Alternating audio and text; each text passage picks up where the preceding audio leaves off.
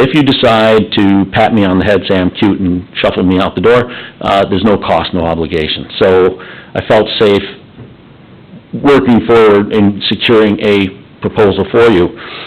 In your packets, to kind of summarize this, yours might have printed landscape, mine always comes out this way for some reason. I did sort of a side-by-side, and on the left-hand side, what I did is I didn't give you the full reports. I didn't show you the full debt service schedule and all the sources and uses. I was just sort of summarizing here. If you ever want to see the background reports, I can provide them. But the proposal that's in your hand, you can see the total payments. There's some capitalized interest that knocks those payments down. One of the recommendations is to bring the ARP money towards the utility side of the project. So we take that off, and you see what the total net payments are versus what we could have got had we done the one in the middle there if we did a rated public sale. And you'll see that the rated public sale actually right now would do better. But again, that's right now. I don't know where we will be in a month. I have a guess. And that's the one over to the right. If rates go up by just a quarter point, we're probably ahead. Let's just call it break even. Quarter point, let's just call it break even. But if they go half a point higher by May, we're going to have done better for having locked in the rate now. So this is the reason staff was getting covered with emails and phone calls from me, is because I'm trying to gauge what your risk tolerance is and what your sense of the market is. My sense is one in the hand's worth two in the bush, right? So the proposal that's in front of you is for a total of $6.02 million. Again, that's the water tower, and that's Highway 57. You'll see, if you look at it in detail, you'll see that we broke this up into two pieces of authority. We've taken the water tower and the utility portion of Highway 57 under standard utility authority, leaving sort of the non-utility related costs of Highway 57 under Chapter 429, which involves special assessments. And the main reason we separated things that way was because the assessments that you are considering certifying against the benefiting property owners doesn't hit the full 20% threshold required by statute. And so by bifurcating the issue, pushing more and more into the utility side of things, that meant the assessments represented a larger and larger percent of the non-utility piece, about 27%. So we meet the statute in that way. So the interest rate that is assigned is 3.063%, which is a real oddball rate, but that's what they pitched. The underwriter, the broker, said they would work for $4.50 per thousand, which is more than reasonable. If we were to do a competitive bid, I expect the discount would push upwards of $10 per thousand. And one of the main benefits of the proposal that's in front of you is that the bonds are callable at any time. If we did a rated public sale today and got that better deal that's there, one of the ways we'd get it is by making a promise that we would not refinance and not prepay for probably 7 to 8 years. Whereas this deal, you can prepay day one. So let's say rates do go back down, or you felt that we were a little rash in doing this, we'll have the flexibility to refinance later that we wouldn't have otherwise had. So all this weighed together between locking in a rate and getting the flexibility of no call protection is why I'm recommending that you go forward with the locked-in placement. Okay, I know there's going to be much questions, but I'll just finish up. All I'm asking for tonight is if you agree with me to simply motion in a vote, authorize the signing of a term sheet. I don't know if you got that, but I printed off an extra copy of that, in which case I'd take that signature and send it to the lender tomorrow.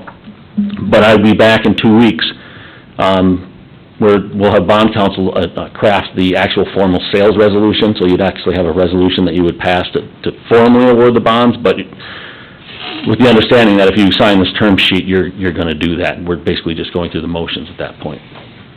So why don't I stop there and see where questions take us.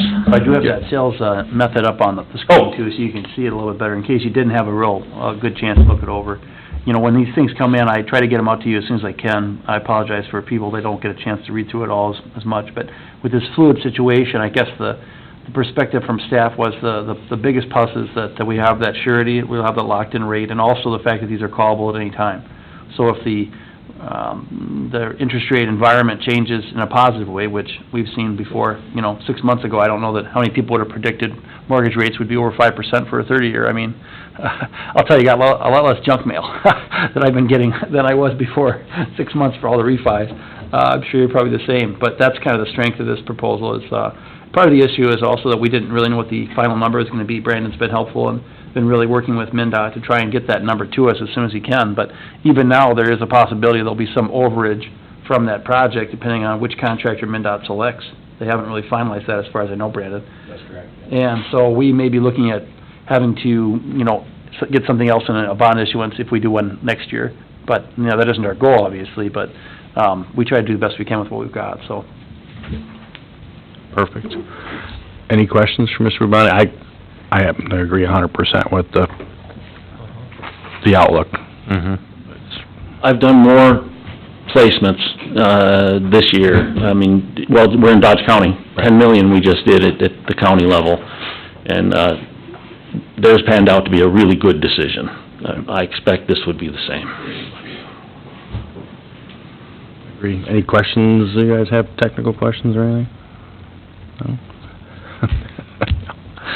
Anything? No, I think I Makes agree sense. with everybody. Yeah, no, Tim called me yesterday, I think it was, and we talked about it, but yeah, rates are going up. And yes, rates are higher than they have been, but we've been spoiled for 10 years with really low rates. 3% for 15 years over issuance like this is still very inexpensive money. Yep.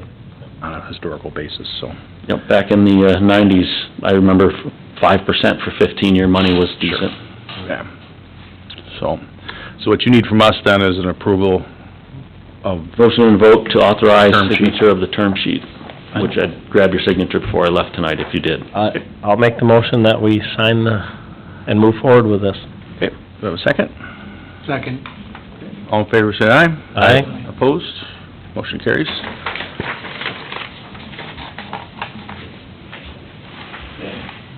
Oh, yep. I'm not a judge, you can approach Careful, I'm kind of threatening looking.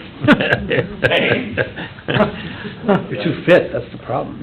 Too fit shape. Nancy has the bug spray. Yeah. Yeah, I got bug spray. You all have cups.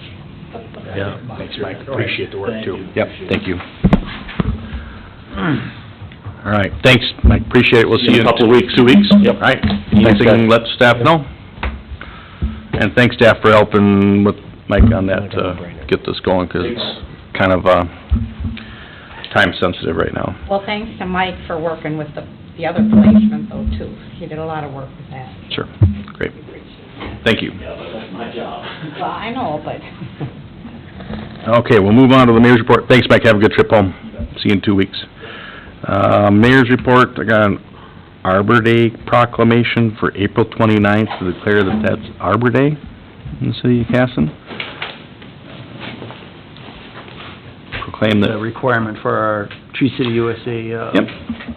Do I have to read the whole thing? No, I think, we'll just read and, I can read it for you if you'd like to. Health of the people is tied to the health of the forests, and, folks can see that, obviously having trees is very important. Over 50 years, one tree provides $62,000 worth of air pollution control. Our goal is obviously to have a healthy community, and, each year we have a proclamation, as a special tribute to rural community trees and as a natural resource. So, then you would be as the mayor, Sure. authorizing this. Yep, so declaring April 29th as Arbor Day in the city of Casson. We have a celebration that is set for Veterans Park that day Sure. at 10 a.m., so they'll be planning, if you noticed, they had a couple of tree removals over there. We actually have just about eliminated all the trees that have got the animal ash borer issue, at least the city trees. And then Linda's got a copy for you to sign here, Mr. Mayor, when you would like to. Okay, thank you. And for support for the bill 3576, it's opening here. So this is the LGA bill, correct? That's right. The Senate bill from Senator Bach. That's right. So this is just in support of the bill that would increase LGA for communities in outstate Minnesota. Opportunity to strengthen our state and local relationship couldn't be a better time as we cope with the burden of these costs of higher inflation for the property tax owners. It goes into some more detail, but I'll be signing that and sending it off to the state, so I'll send that afterwards too. Yep, sounds good. Thank you, Mr. Mayor. Committee reports, number one, Planning Commission. All right, included in your packet, I believe Linda notified everyone, we did have a planning commission meeting on Monday night, and a lot of good information there. Dealing with two items, they had two public hearings, one for a comprehensive plan amendment to the Thompson subdivision, and then they also discussed a PUD amendment to that same subdivision. One of them was tabled, so we don't have to worry about that one tonight. That would be the second one, that PUD amendment. The first one, the planning commission recommended a amendment to the comp plan, which I believe you have in front of you. Right, Linda? Yes. And what we're looking at basically is an increase in density classification for that area, changing it from a lower density to a high density area. And I think the planning commission members can speak for themselves, but they felt that whether the apartment complex, which is what this is sort of the catalyst, I suppose, for this, goes forward or not, the area would increase